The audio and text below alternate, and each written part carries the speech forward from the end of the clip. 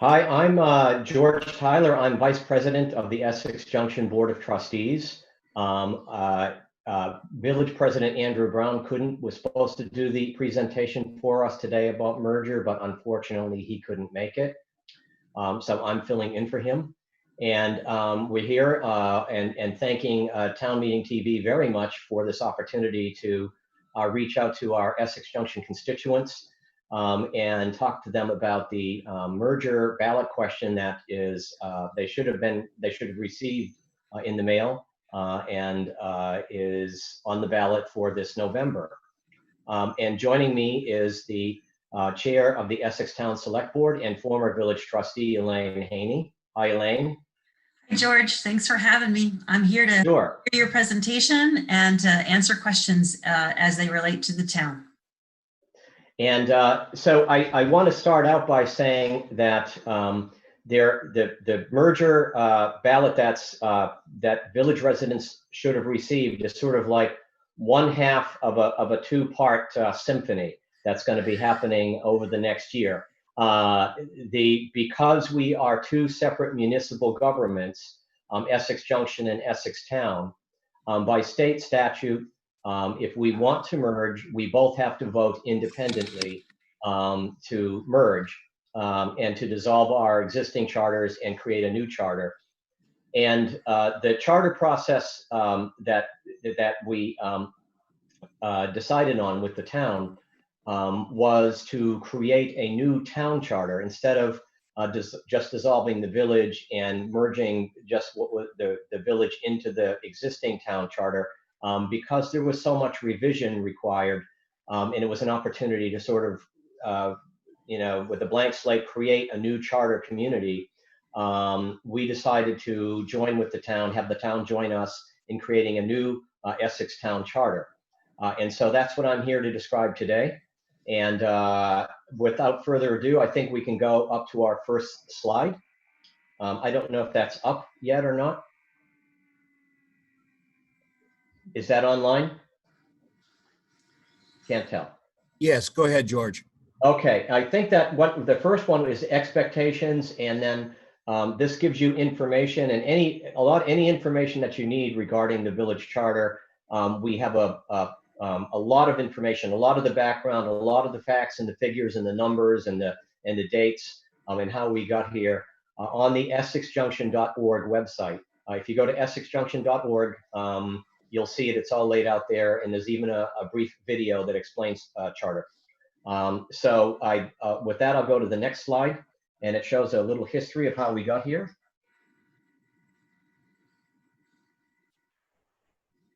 Yep, it's up.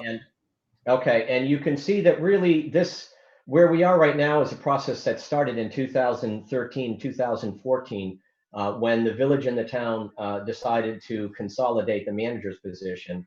We started consolidating the administrative positions, the manager, followed by the finance director, the town and village clerk.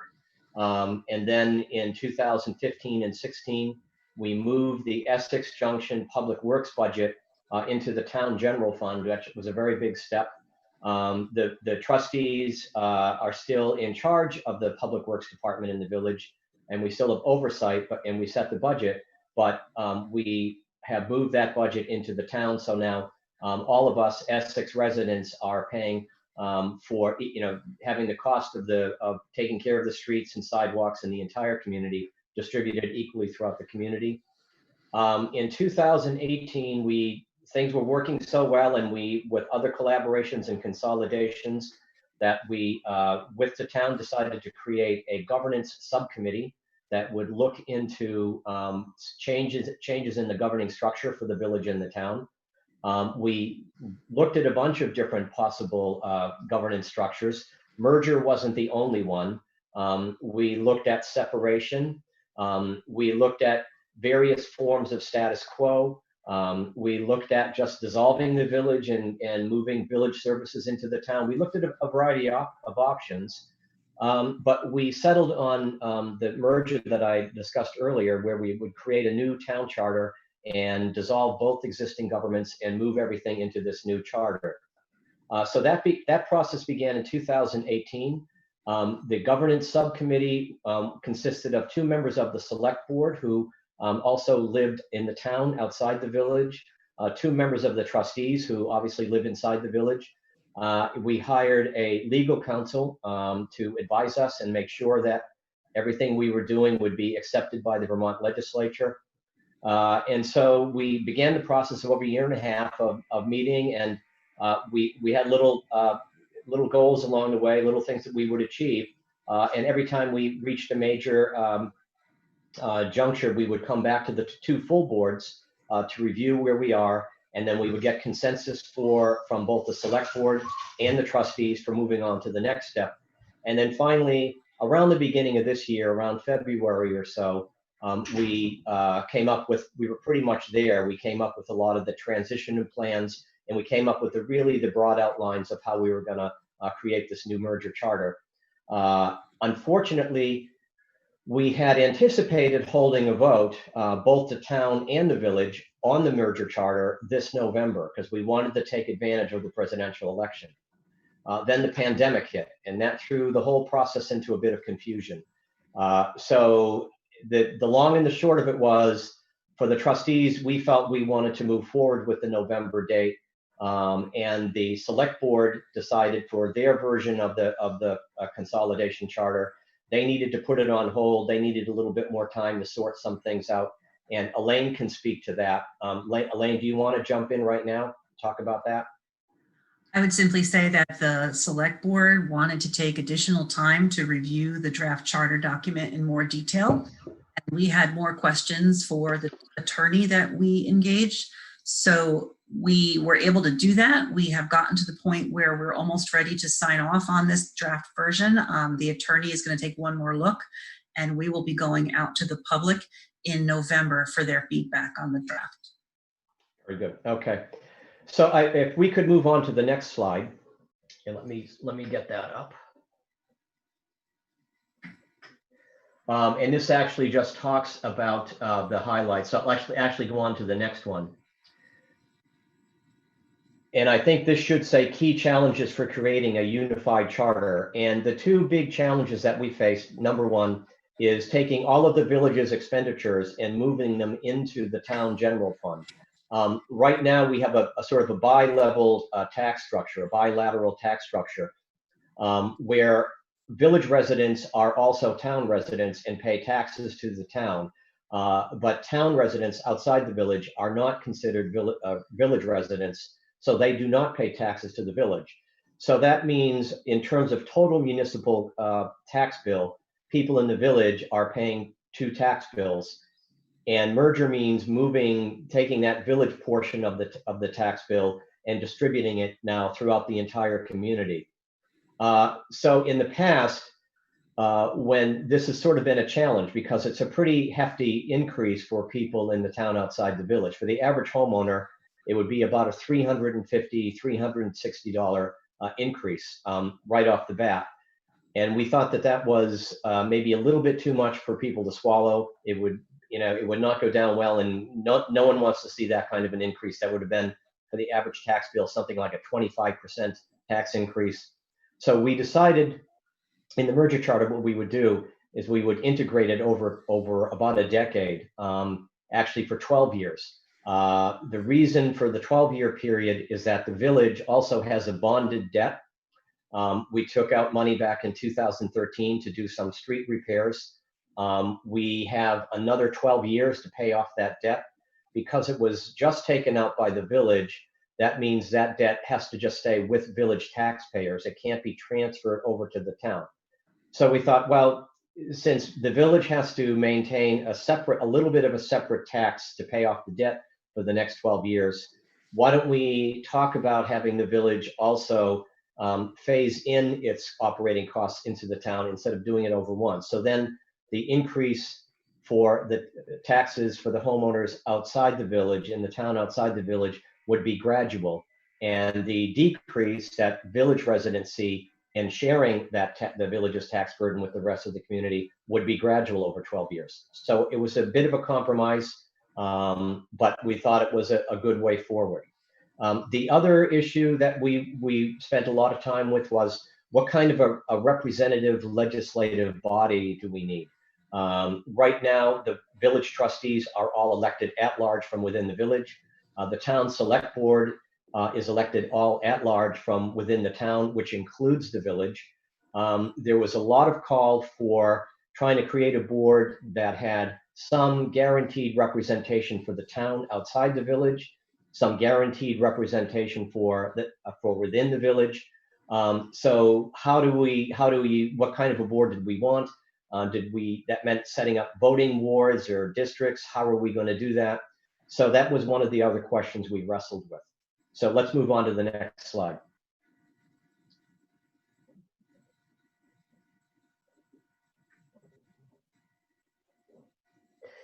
So what we came up with is that there'll be 2 transitional periods. In the first 5 years, we're going to have a 7-member elected board, and over the first 5 years, we'll begin to integrate and consolidate all of the village and town services. The other thing that we came up with, the other period is the 12-year period I mentioned, in which the village will pay back its bonded debt. The village's operating expenditures will be slowly integrated into the town general fund.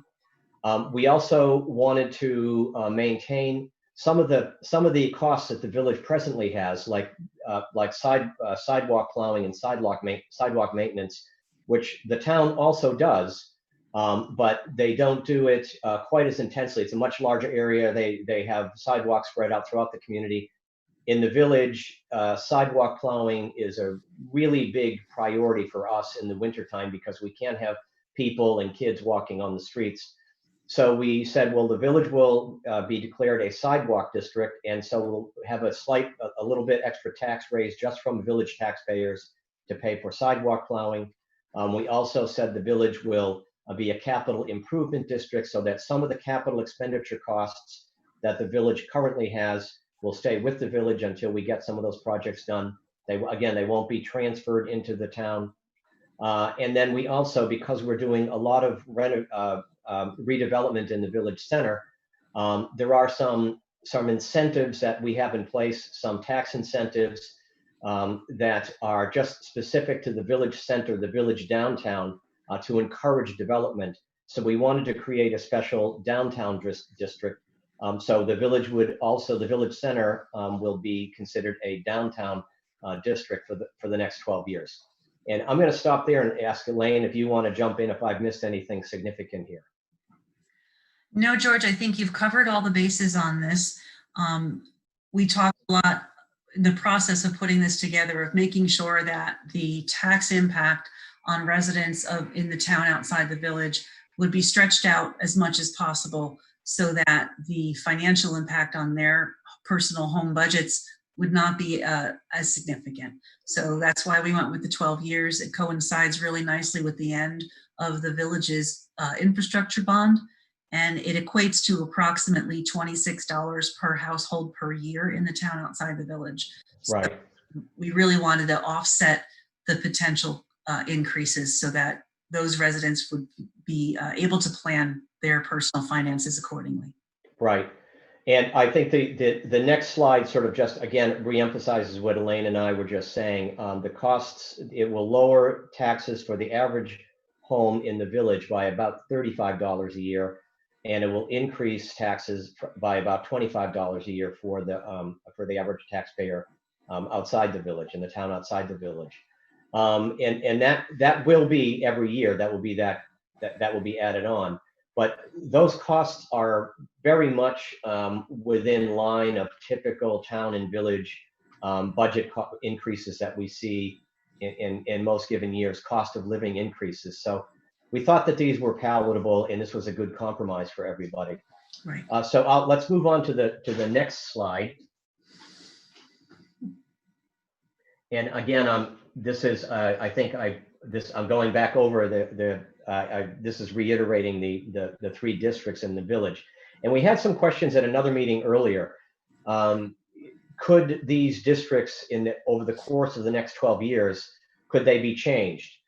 Yes, they can. They can't be eliminated because they're called for in the charter, but there's a lot of interest in parts of the town that are close to the village. They want to have their sidewalks have a little bit more maintenance, a little more intensive plowing and maintenance of their sidewalks in the wintertime. Could they join the village's sidewalk district? Absolutely. That's something that the new elected board could do if they wanted to. So I think let's move on to the next slide.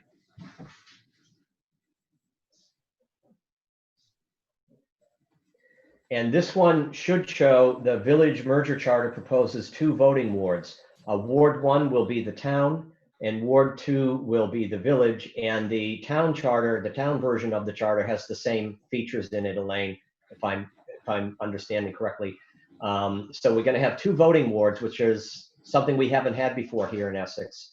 And right now, what would happen is that there would be 3 seats reserved on the new select board exclusively for people who live within the village, 3 seats exclusively for people who live in the town outside the village, and there will be 1 seat, so there'll be a 7-member board, there'll be 1 seat for anyone elected at large. So you can be from the village or the town. It'll be a competitive race for the entire community to create a 7-member board. So this is this is one of the differences right now that we haven't resolved between the village charter and the town charter. And I'll let Elaine explain this in a moment. But right now, what the town is leaning towards is just having, as I said, the 2 wards: a voting ward for the town, a voting ward for the village. But it would be only 3 seats from each ward, and they would not have that at-large seat. So they would have an even-numbered board. We thought about joining them on this, but we thought the guidance we had, the legal guidance we had, said the legislature really wants to see an even-numbered board. An odd-numbered board, and so we just decided to go with our odd-numbered 3-3-1 configuration.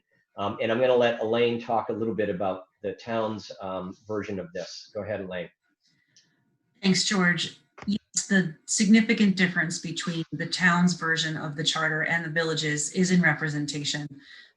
Last March, the town held a vote on a citizen-backed initiative to have an even-numbered select board. The House Government Operations Committee, which is the Committee of Jurisdiction over charter changes, did not rule on whether or not that charter change was something that we could implement. So we are in a bit of limbo at the moment, waiting for them to weigh in on that. The reason it is in our charter is because the voters of the town of Essex in its entirety did approve the even-numbered board. We are waiting to hear from the legislature. If we hear from them prior to the March ballot, when we expect to put the town's version of the charter on the ballot, that may impact the content of the charter. But at this time, we're expecting that we most likely will not have a resolution by then. And so the town charter will have a vote in March, most likely, and the committee would receive 2 approved charters, assuming that the village voters approve their version and the town voters approve the town version. And we would work with the committee to true up the differences. Right. And as I've said before, the town is serving 2 masters on this topic. The legislature approves all charter changes, and we can't go ahead and implement something that our residents voted on without their approval. But also the residents are indicating what they want through a vote. So we need to kind of walk a line between which master to serve, and it's awkward at the moment, but we expect resolution and we'll be able to move forward. Right. And I want to just repeat thanks, Elaine. What I want to repeat, in voting for the 2 charters, only the village is voting on the village's version of the charter this November right now, and everyone in the village should have a ballot. Every registered voter should have. But in March of next year, the vote for the town charter will be community-wide, and that means people in the village will vote in their role as town citizens, as well as voters outside the village. Right. One of the other features that we have in common on both charters is that we would no longer have our budgets determined by voice vote at annual meeting. Our budget for the new community would be settled by Australian ballot, paper ballot, the way the school budget is presently done. So we'd be moving away from the old traditional voice vote annual meeting. And the other issue is that if merger is approved next year, we would have an interim period. We don't immediately become a merged community because the funding for the existing town and village would have to goes through the year following the merger. So we would have to sort of slowly transition, and we don't have a budget for the new community. We'd have to wait a year to set up the budget and have voters approve that budget. So there'll be a 1-year transition period. During that period, the 5 trustees and the 5 select board members would become a unified 10-member board, and they would sort of represent the entire community and make legislative decisions on behalf of the entire community for the year immediately following the merger. And I don't know if I'm leaving anything out, Elaine. I think you're good. Okay. One other thing I wanted to mention, because this comes up often, is that one of the features in the transitional charter that we approved is that it maintains current water and sewer districts in the village and the town. The village and the town currently have different water rates and water and sewer rates. It's because they have very different costs, and water and sewer are actually not part of the general fund. They're not part of property taxes. They're paid from a different source. You get a separate bill in the mail for water and sewer if you're in the town or the village. And so that's not going to change, at least in the immediate future. It would eventually change, but it wouldn't change for the next few years. Let me just check and see if there's anything else we're going here. So one of the other questions is if the village vote is no on the merger charter this November, what happens? What happens is that we have to have a community conversation, because the legislature won't approve a merger unless both sides vote for it. The village has to vote for it. The town has to vote for it. So there's several different scenarios. If the village votes yes, that means that the town charter would go forward and we would all vote on that. If that's approved, then we have 2 yes votes, and that goes to the legislature for a new merger. If the village votes no, I'm not sure what would happen if the town would go forward with their merger vote or not. We'd have to have that discussion. If the village votes yes and the town vote is no, then there would be no merger. And then again, we'd have to have a community conversation about next steps. So it's a process, as I said, it's like an opera. It's going to play out over the next 6 or 8 months, and we'll see what happens. But the opening piece, the overture, is about to happen in November, and I hope we've answered some questions. And once again, any other questions, please go to the Essex Junction website. It's got a ton of information, and we also created jointly with the Select Board a Greater Essex 2000 website, and there's a link from the village website onto that has additional information. And Elaine, did I leave anything out? Anything you can think of? No, I appreciate the analogy to an opera. Yep. While the village residents will be going to the polls on November 3rd, the town select board will be going to the public after that, in the month of November, to hear feedback on the town version of the charter. So by that time, we will also have heard what the village residents are thinking, and we can move forward together from there. Okay, very good. And I know that there are a lot of questions out there, but I think I should pause. I don't know if Channel 17, Town Meeting TV, if anyone has phoned in with a question, or if our moderator has any questions. No questions. Okay. Okay.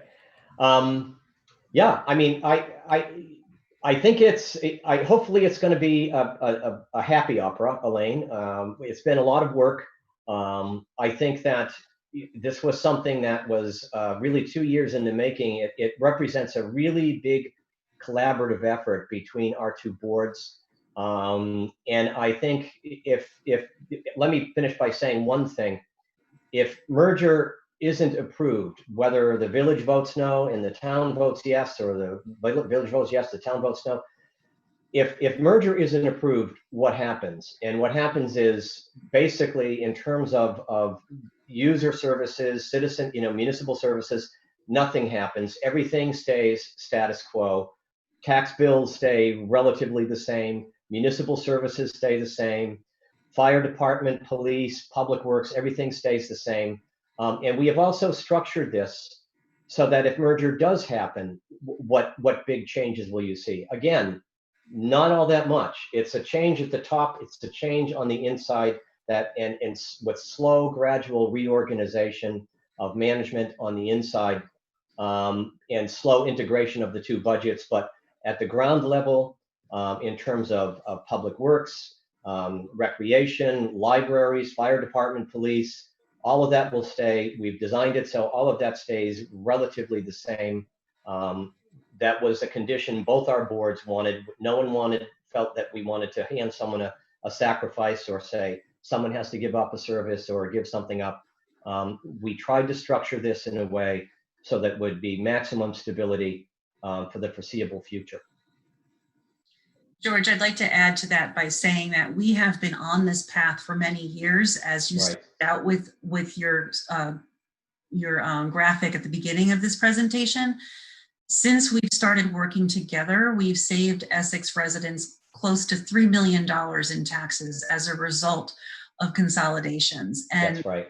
The important thing to note is the last time we talked about merger in our community in 2006, none of that consolidation had occurred and the vote was still yes. Yes. And we know that the community is in favor of working together, and with a vote that overturned our decision notwithstanding, we know that we can go forward together, and we've already saved many millions of dollars. And yes. While the lowest hanging fruit has already been picked, we do know that there's a lot more efficiencies to be achieved, a lot more duplication to continue eliminating, and some of that may not be tangible in terms of we can actually predict by a budget line item exactly how much money we're going to save. We know that those efficiencies have value. And so we are hoping to continue on the path that we've already been on for many years and just complete the process. Right. And I will add, and that's exactly right, Elaine, and good points to bring up, all of them.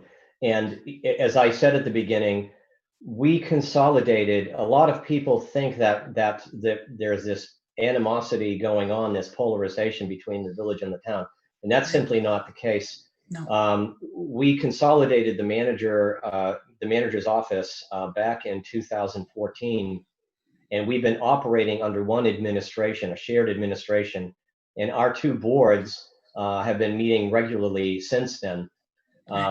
So we are very close. I think this has been a great effort all around.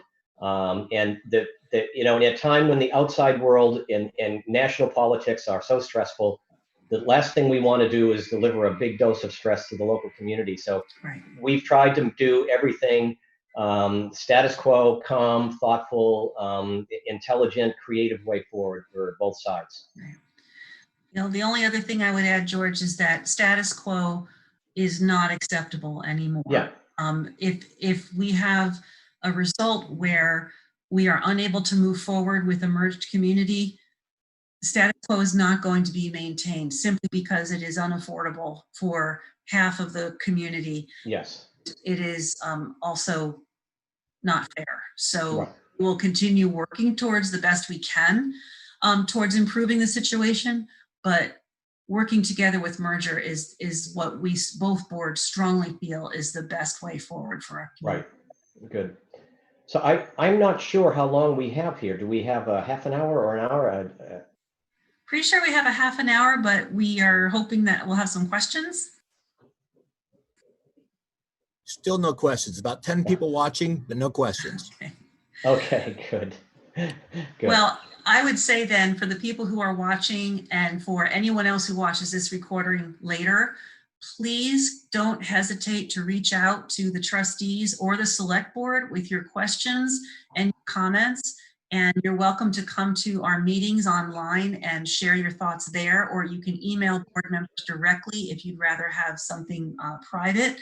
And we are here to answer your questions. And so please don't hesitate to reach out with your support Exactly. or with your concerns.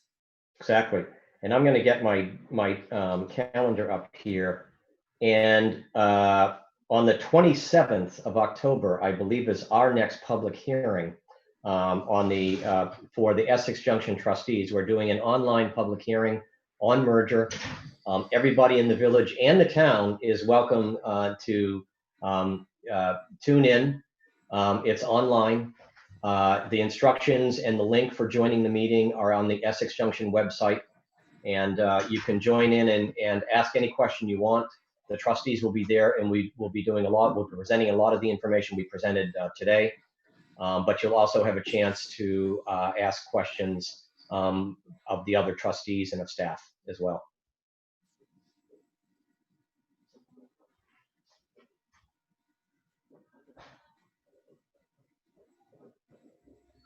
Are we good? I don't know. I think we're good. George, thank you for the presentation, and Town Meeting Television, thank you very much for giving us the time. And we have a phone call. We have a phone call. We have a phone call. All right. Phone call. Okay. All right, go ahead, sir. Hi, thank you. Hi, folks. How are you? You weren't getting any calls. I wasn't going to call in, but I figured to help you fill some airtime. Couple questions for you. Okay. Number one, I heard talk about a third transitional period. That was the 1-year transitional period. But I didn't see that on the slide that talked about the transitional period. Okay. So I'm kind of curious as to why that is missing. I'm not sure I understand. Did you have another question? I heard talk about a third transitional period. That was the 1-year transitional period.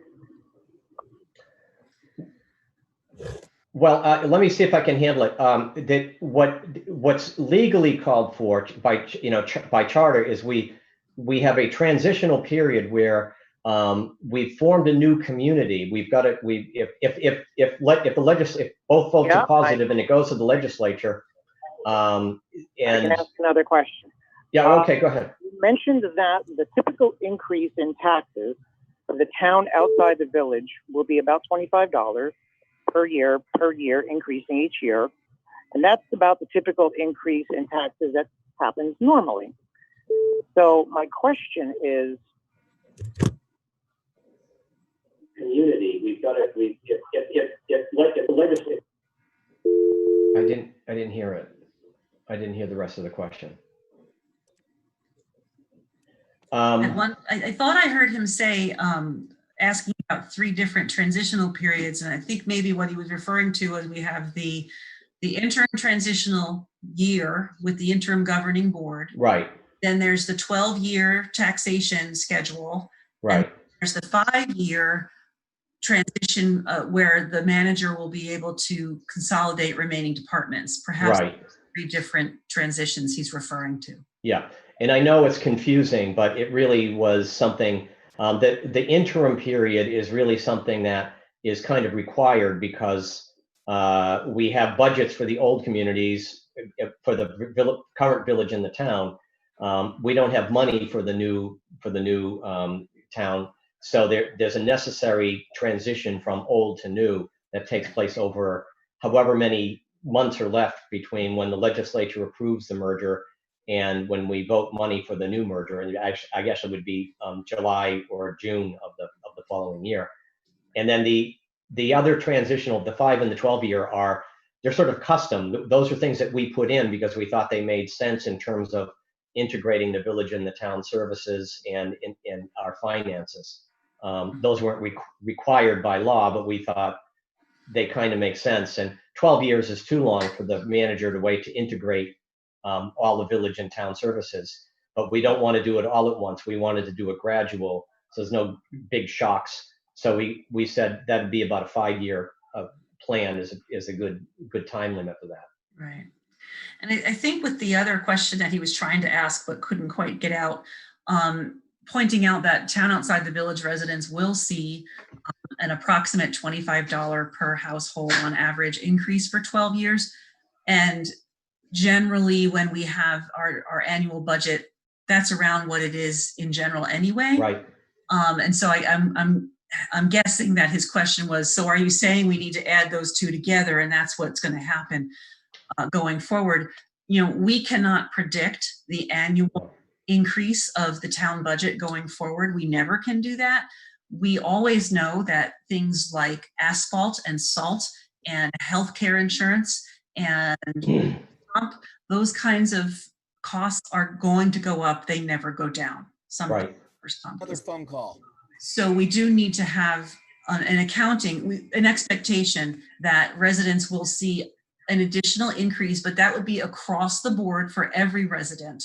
Whereas the merger related increases are limited to the town outside the village and they're temporary. They're only 12 years. Right. Right. We have another phone call. Yes. Thank you, Kevin. All right, sir, go ahead.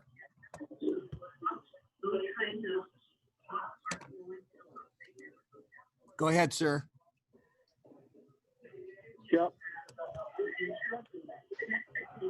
Go ahead. You're on the air. You can ask your question.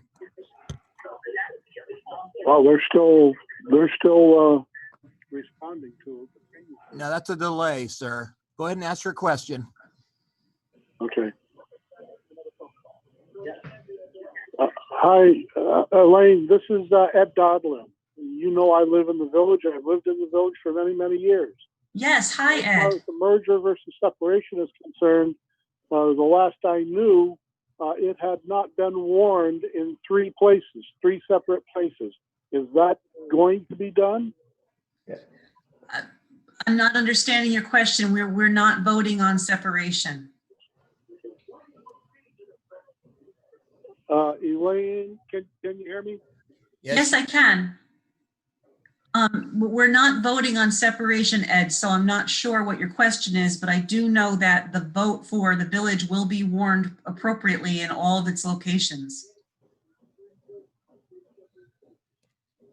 Did you get that, sir?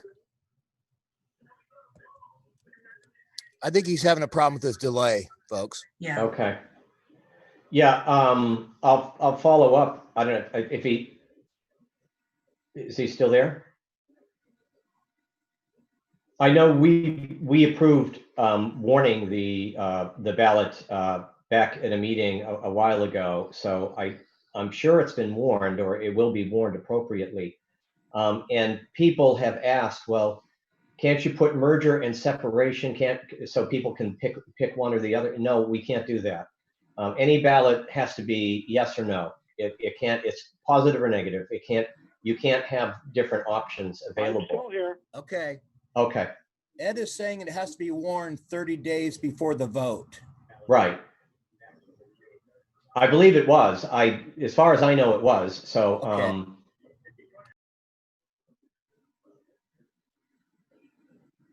I don't know.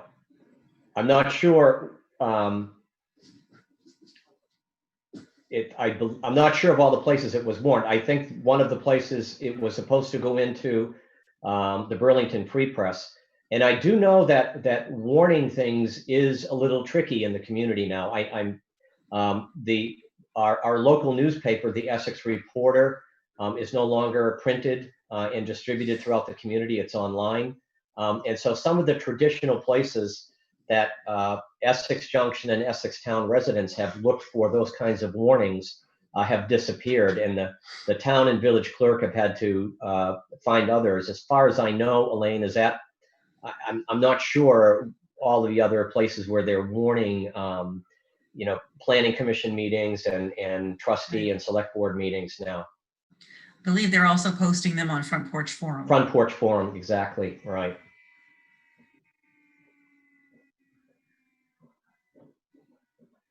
But that's Okay, that's all we have for questions. Thank you. all right. Okay, Kevin, thanks. Thank you very much, Town Meeting Television. Thank you, George. Thank you, Elaine. Take care.